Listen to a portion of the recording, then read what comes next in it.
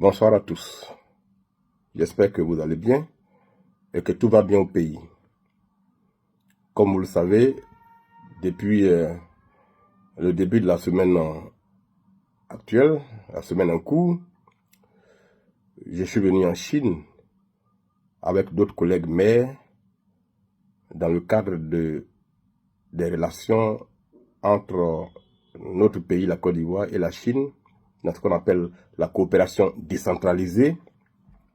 Nous sommes venus avec une équipe de la Direction générale de la décentralisation et du développement local pour un séjour d'immersion qui nous a été offert, qui a été offert à l'État de Côte d'Ivoire par la République de Chine, afin d'apprendre, afin de découvrir, afin d'étudier les mécanismes que la Chine a déployés pour être aujourd'hui le géant économique qu'on lui reconnaît, pour être aussi un géant en matière de commerce international, pour être un géant en matière d'informatique, pour être un géant en matière aussi de décentralisation. Et donc, nous sommes là pour quelque temps encore, et une fois arrivés au pays, nous allons essayer d'implémenter les bonnes pratiques que nous avons vues ici dans nos collectivités, afin également de booster notre gouvernance locale. Sur la base des rapports qui seront faits à l'État à travers le ministère de l'Intérieur, comment on va pour booster encore plus notre politique de décentralisation. Donc nous sommes là pour quelques jours encore. C'est vrai que nous sommes très loin du pays, il y a un décalage horaire de 8 heures, là je pense qu'il est 22 heures passé ici, au pays il doit être, je pense, 14 heures. Et donc malgré ce décalage horaire, je suis les oreilles tendues vers le pays, les yeux aussi sur les réseaux sociaux quand je peux, pour voir comment les choses se passent au pays. Et j'ai vu que cette semaine, l'actualité judiciaire a été un peu fournie avec des communiqués qui ont été faits, rendus publics sur les réseaux sociaux, et un passage même de Madame le procureur de Benjerville sur le plateau d'une télévision à Abidjan. J'ai regardé tout ça et j'ai vu que les communiqués étaient liés à Saleh Timoko pour les procédures que j'avais engagées, voilà, quelques semaines, voilà, quelques mois. Alors, je voudrais dire un mot sur ces communiqués, sans aller plus loin dans l'analyse de ce qui se passe. Sur le communiqué du parquet de Benjerville, au sujet de la plainte que j'avais portée contre le sieur Komé Bakari, la procureure a écrit que cette plainte avait été classée sans suite, motif pris de ce que elle était surabondante, parce que elle portait sur des mêmes faits qui auraient déjà été portés devant le parquet de Benjerville, qui auraient déjà fait l'objet de l'ouverture d'une information judiciaire, et par conséquent, ma plainte arrivait entre guillemets en retard. Et donc elle a été classée pour ce motif-là. Que dire par rapport à cette détermination?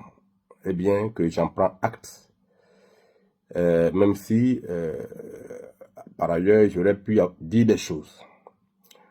Ce que je peux dire, c'est que j'ai porté plainte contre M. Komé Bakari avec deux qualités. Donc, une plainte et une dénonciation. Plainte en tant que député, donc défenseur des valeurs de la République, défenseur des valeurs du peuple de Côte d'Ivoire. Et dans les valeurs de la République, c'est ce qu'on appelle les sceaux de la République, les cachets de la République, les signatures des autorités officielles. Ce sont des valeurs de la République. Et donc, c'est dans le cadre de l'enquête que nous faisions sur le scandale foncier à Abidjan, dans le village de Djorgobité, que nous avons découvert que les documents qui ont permis à M. Komé Bakari, enfin une procuration spéciale qui a permis à M. Komé Bakari de revendiquer des droits sur les terrains de la famille Mambo qu'il a pratiquement accaparé. Cette procuration-là disait que la famille lui a confié la gestion de tous les biens immobiliers. Or, la famille contestait ce document-là. qu'elle avait découvert seulement au cours de la procédure devant le parquet, pardon, devant le commissariat du 40e arrondissement. Et donc, nous qui travaillons sur le dossier, il fallait que nous vérifions si le document était authentique. Or, le seul moyen de vérifier cela, c'est soit de faire une expertise graphologique, soit d'aller faire un compulsoire au lieu où le document est censé avoir été établi. Donc, j'ai commis un avocat que j'ai mis à la disposition de la famille Mambo, et c'est cet avocat-là qui a fait la requête auprès du la présidente du tribunal du Plateau, au fin d'obtenir une ordonnance de compulsoire pour aller interroger les registres de procuration du tribunal de Plateau. Ce qui a été fait, vérification faite, la procuration en question n'a jamais existé. Donc, sur la base du résultat de cette chose, de ce compulsoire, la famille Mambo est allée porter plainte contre Kobe Bakari pour appropriation de leurs biens sur la base d'un faux document. Voilà ce que la plainte qu'elle a portée. Et moi, en tant que député, je suis allé saisir le procureur parce que Kobe Bakari a utilisé la signature des magistrats, aux magistrats, et a utilisé les sceaux de la République à des fins délictuelles. Voilà la plainte que j'ai portée. Donc, d'un point de vue technique, elle est un peu différente de la plainte de la famille Mambo. Première chose. Deuxième chose, au cours des recherches que nous avons faites, notamment sur l'affaire de Mme Touré Hélène, dont la maison a été rasée en début 2017 par Kobe Bakari, nous avons découvert que les documents que ce dernier a utilisés pour faire cette opération étaient des documents frappés de faux. Et le faux a été établi par une enquête de la gendarmerie. Au-delà de cela, nous avons découvert que la décision de justice que M. Kobe Bakari a utilisée pour aller casser la maison, dans cette décision-là, il s'est présenté comme quelqu'un de nationalité malienne, né au Mali. C'est ce qui est écrit sur la décision. Il y a une autre décision même qui a été rendue en 2019, dans laquelle également M. Kobe Bakari s'est présenté comme étant malien, né au Mali. Ça est dans les décisions officielles de la justice ivoirienne que M. Kobe Bakari a utilisé pour aller exécuter contre des Ivoiriens. Dans le même temps, nous avons découvert que devant le ministère de la Construction, les documents qu'il a obtenus, les ACD qu'il a obtenus, il les a obtenus en tant qu'Ivoirien, né à Abidjan. Alors, nous nous sommes demandé, est-ce que c'est la même personne? Quelqu'un qui est né au Mali, qui agit devant les tribunaux comme malien, dans le même temps, il obtient les documents devant le ministère de la Construction en tant qu'Ivoirien né en Côte d'Ivoire. Pour nous, d'un point de vue légal, ça pose un problème. Donc, est-ce que c'est la même personne? C'est pour cela que j'ai dénoncé ce fait-là au procureur de la République afin que lui-même fasse les enquêtes et découvre la vérité. Voilà pourquoi j'ai saisi le parquet. Aujourd'hui, le parquet de Benjerville dit que c'est la même affaire que l'affaire Mambo. Et par conséquent, la plainte a été classée sans suite. J'en prends acte.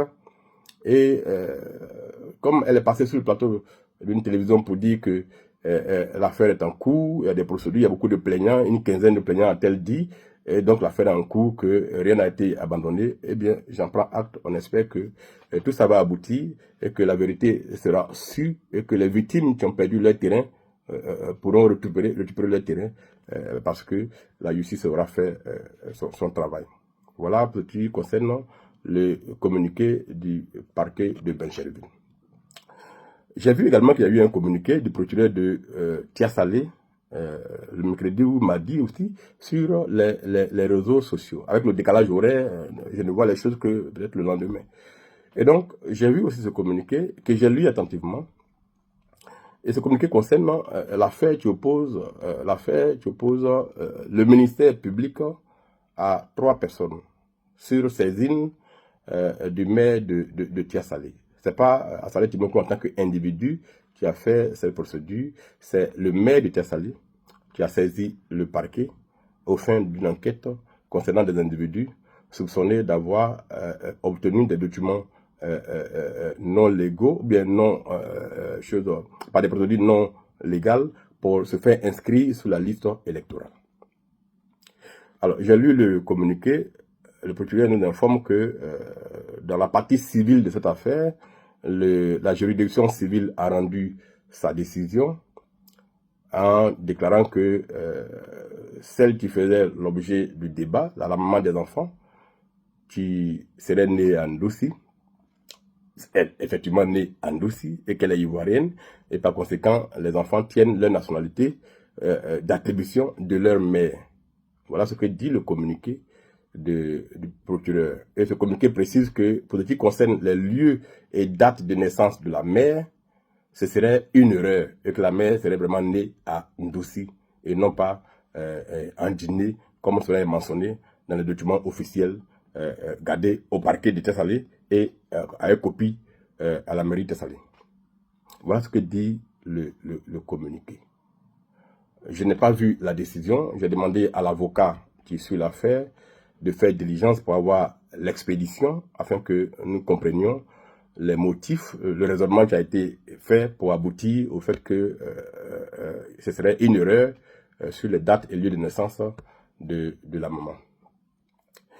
Mais comme ce communiqué a été rendu public et qu'il a fait l'objet de beaucoup de commentaires, beaucoup d'articles de la part de certains confrères journalistes qui l'ont utilisé comme prétexte pour m'insulter, pour écrire beaucoup de choses qui sont inacceptables, je vais faire juste un commentaire, juste quelques précisions sur notamment le côté erreur qui aurait été commise, sans rentrer outre mesure dans d'autres détails.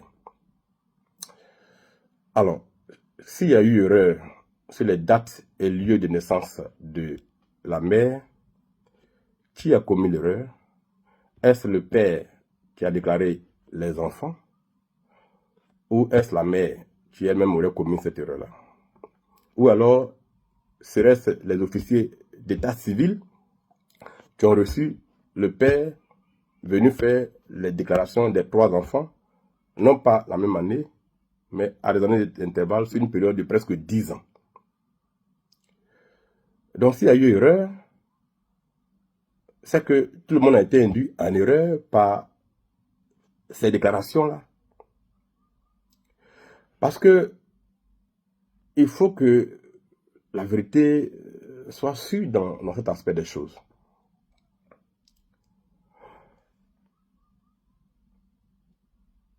J'ai été saisi par un citoyen de Tiasalé qui m'a informé de ce que, alors qu'il a fait le lycée moderne de Tiasalé avec un des enfants, que après le bac, lui, ivoirien, a été orienté à Abidjan, à l'université d'Abidjan, mais que cet individu-là, cet enfant-là, lui, n'étant pas ivoirien, il n'aurait pas été orienté, et par conséquent, il serait allé en Guinée pour poursuivre ses études. Voilà l'information initiale qu'on m'a donnée.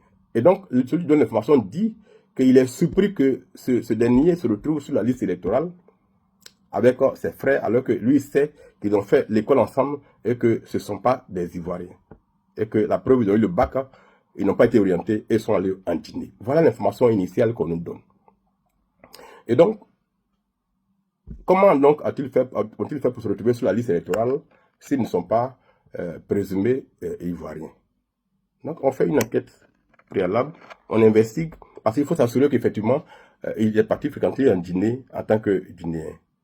Et donc, on fait des investigations et on découvre effectivement qu'après le bac à Tiasalé, il n'a pas été orienté en Côte d'Ivoire parce qu'il ne serait pas ivoirien et que, par conséquent, il est parti en Guinée pour faire ses études. On a retrouvé l'école où il a fréquenté en Guinée, l'université où il a fréquenté en Guinée, sur quelle nationalité il a fréquenté en Guinée, tout ça, on a retrouvé. Après ces informations, il fallait maintenant voir quelle est la nationalité des parents. Donc, on a recherché et on a découvert que le père qui a fait les déclarations de naissance des 3 enfants est venu une première fois en 90 devant l'officier d'état civil de la mairie de Tiasalé pour déclarer un premier enfant. Et dans sa déclaration, il a fait mentionner que la mère de l'enfant est sa femme et que lui et sa femme sont nés en Guinée dans 2 villages différents et il mentionne les noms des villages et la date de naissance de sa femme. C'est lui qui a produit ces éléments qui ont permis à l'officier d'état civil d'inscrire dans le registre, dans les mentions concernant la mère. Et il est bien écrit dans le registre, ces informations sont exactes et nous avons signé avec le déclarant. C'est écrit, le père a signé. Ça, c'est en 90. 4 ans plus tard, en 94 ou 95, le même père vient déclarer un 2e enfant. Là également, il donne les mêmes informations concernant la mère. Il dit qu'elle est née en Guinée, dans tel village, à telle date. Les mêmes informations. Il signe encore qu'il confirme que les informations sont exactes. 5 ou 6 ans plus tard, il vient déclarer un troisième enfant. Là également, devant un autre officier d'état civil qui n'est pas le même que de 94, c'est des officiers d'état civil différents. Il vient dans un autre registre différent. Il vient dire également que lui et sa femme sont nés en Guinée. Il précise les lieux de naissance et de village. Ça est mentionné encore, il confirme que les informations sont exactes. Donc, à 3 reprises, à 10 ans, pendant 10 ans, à des années d'intervalle, le même père vient déclarer 3 enfants en disant que sa femme et lui sont nés en Guinée. Donc quand on vérifie ça, qu'on découvre ça, on se dit, mais donc comment, si le père et la mère sont nés en Guinée, qui sont guinéens, comment les enfants ont pu être inscrits sur la liste électorale? Voilà d'où l'affaire est partie. Et je n'ai pas porté plainte contre eux. L'article 31 du Code de procédure pénale dit que l'officier de police judiciaire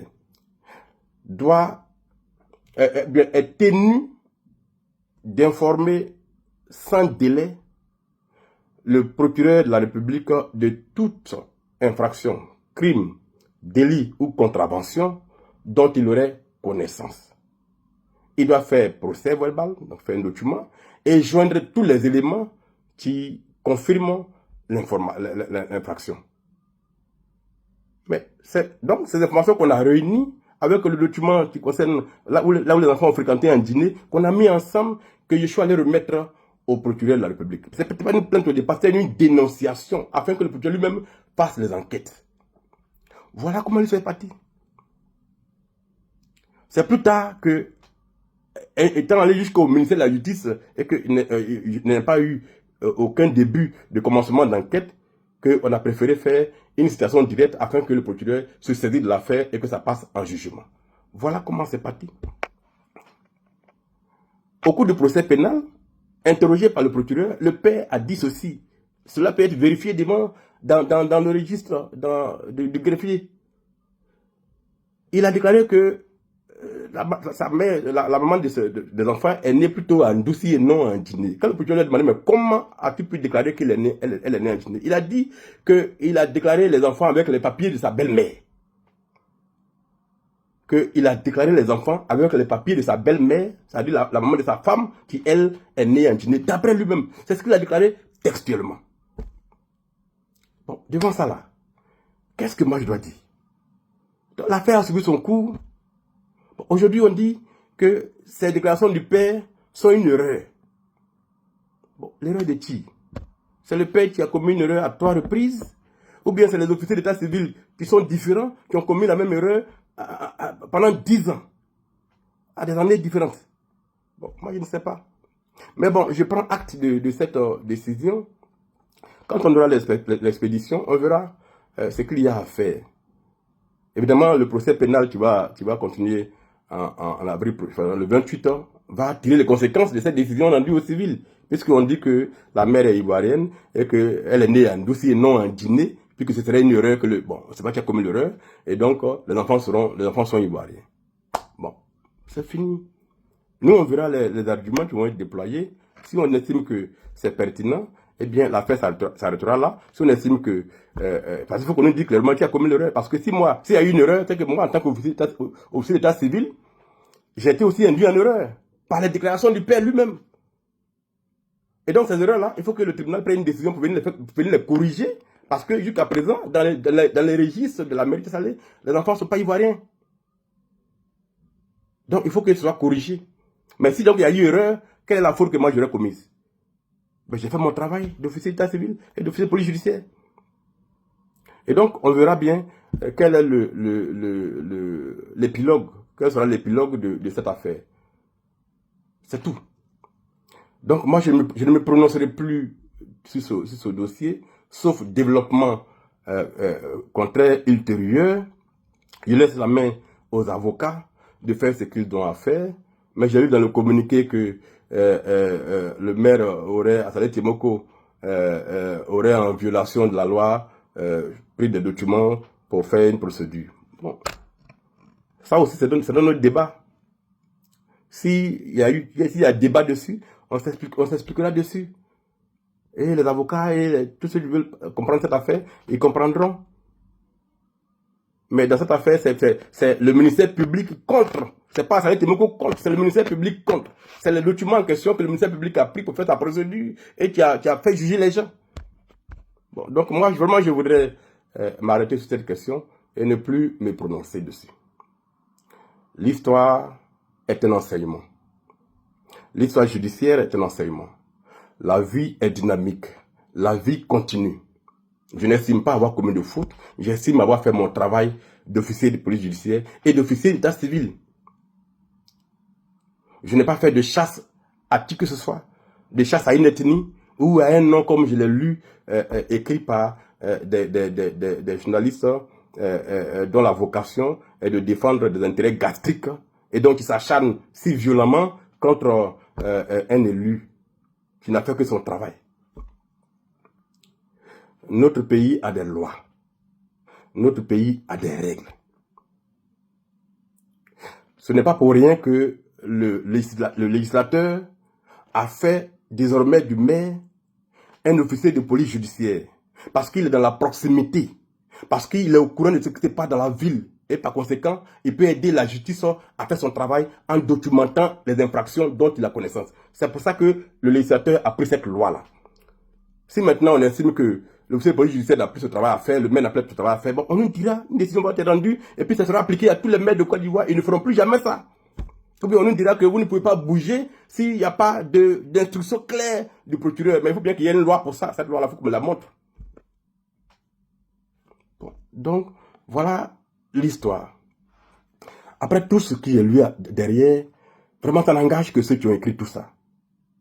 Moi, je ne suis pas dans les histoires d'ethnie, dans les histoires de région, dans les histoires de ceci, cela. Je ne suis pas dans ça.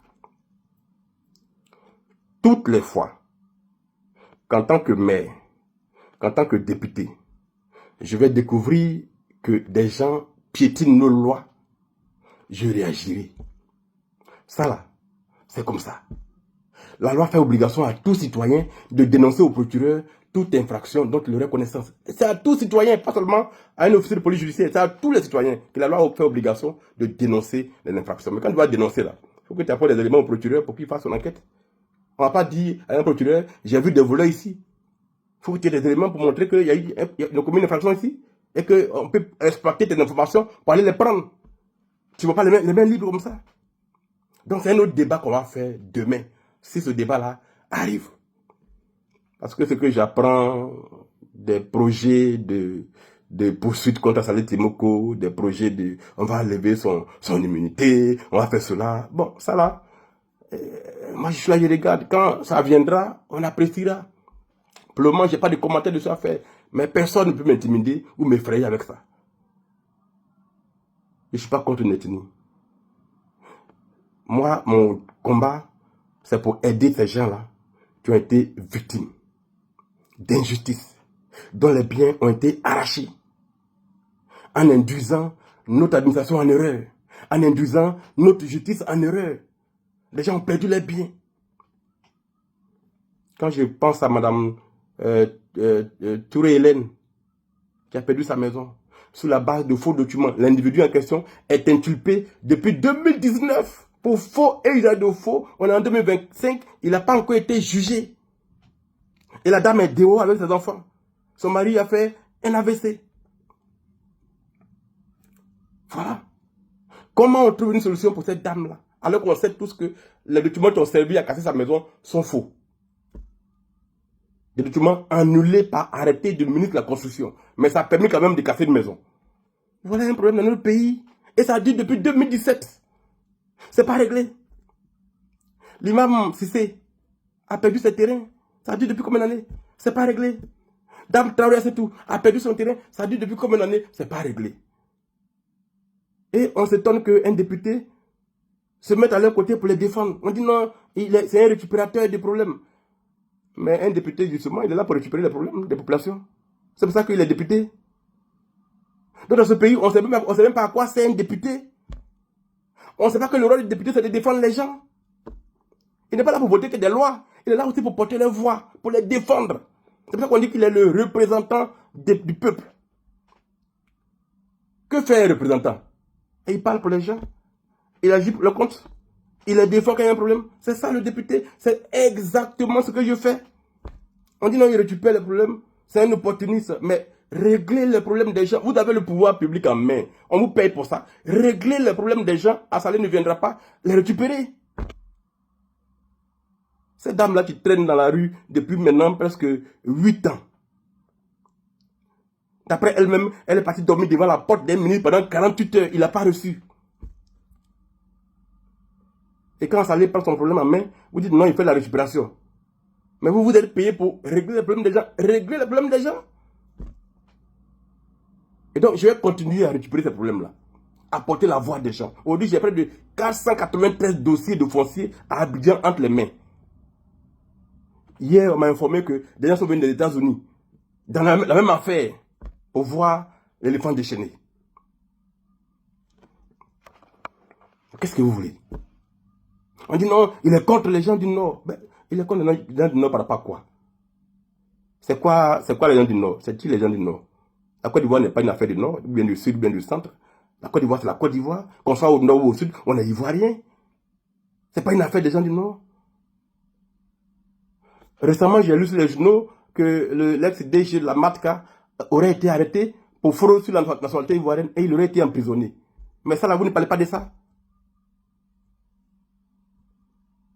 Donc, on n'a pas le droit de dire qu'il faut que les gens respectent nos lois. Mais moi, je vais toujours l'affirmer, que ça vous gêne ou pas. Ce pays-là appartient aux Ivoiriens. Il n'appartient pas à une autre personne.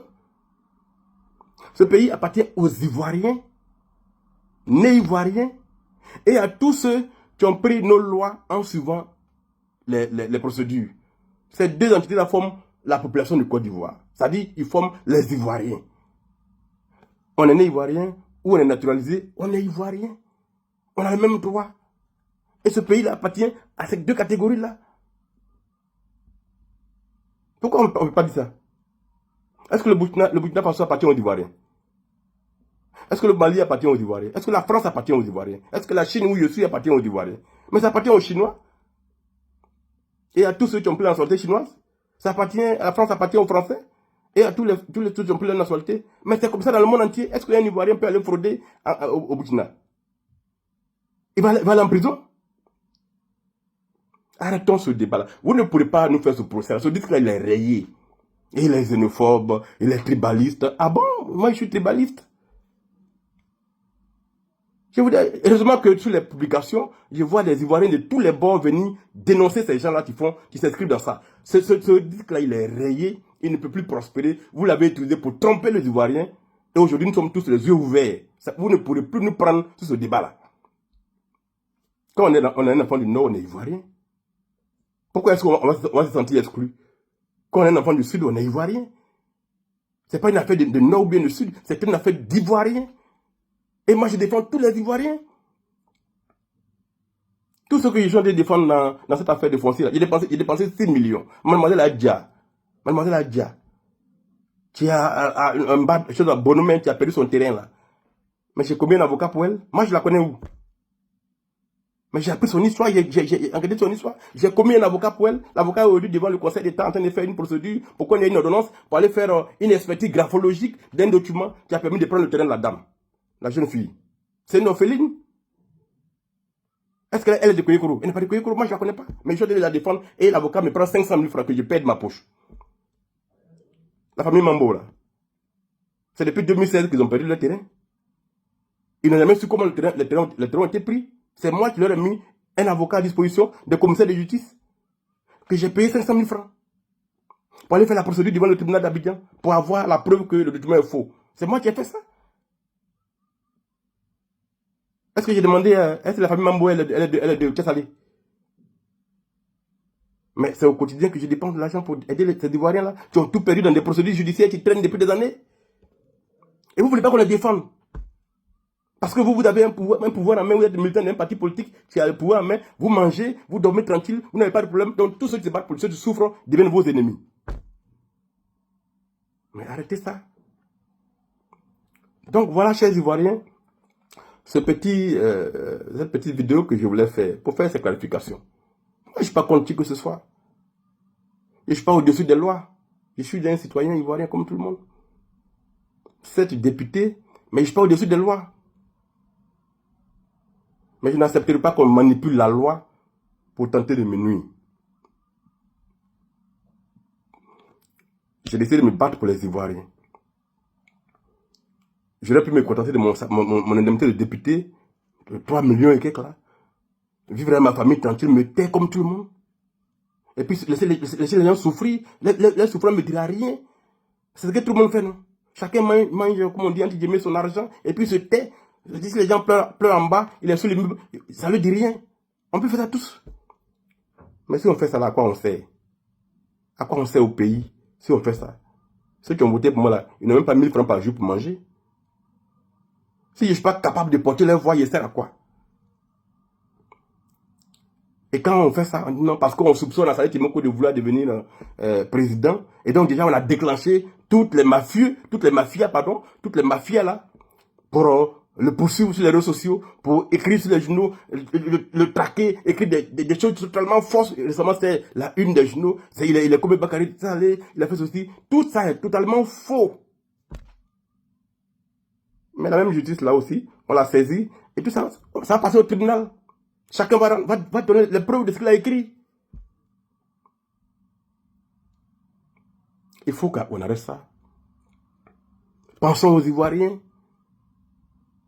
Le président de la République peut être assis au sommet là-bas.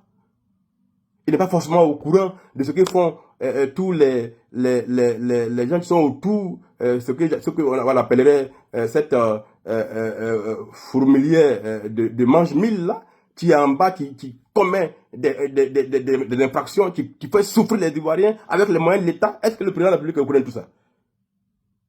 C'est à nous de lui apporter l'information.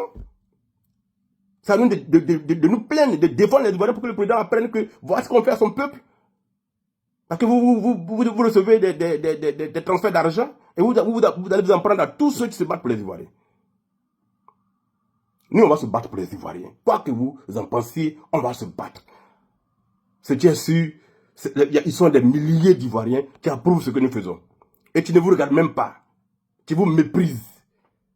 Parce qu'ils disent que vous ne valez rien. Pour vous, les faveurs d'un roi sont plus importantes que les honneurs d'un peuple.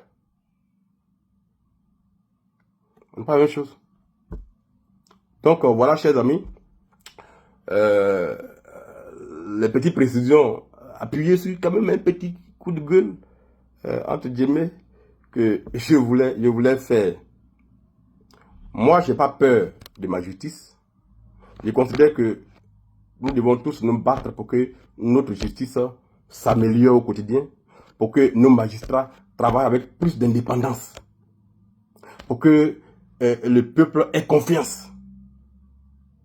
Tout ce que je fais là, c'est pour aider le pays à se porter mieux, pour ouvrir les yeux des gens. C'est ça. Quand Mme Potuler vient sur le plateau d'une télévision pour expliquer les choses, si je n'avais pas été engagé dans ce dossier-là, elle ne serait jamais venue sur ce plateau. Depuis quand vous avez vu ça? C'est parce qu'un député est dans l'affaire, il parle et que les gens réagissent.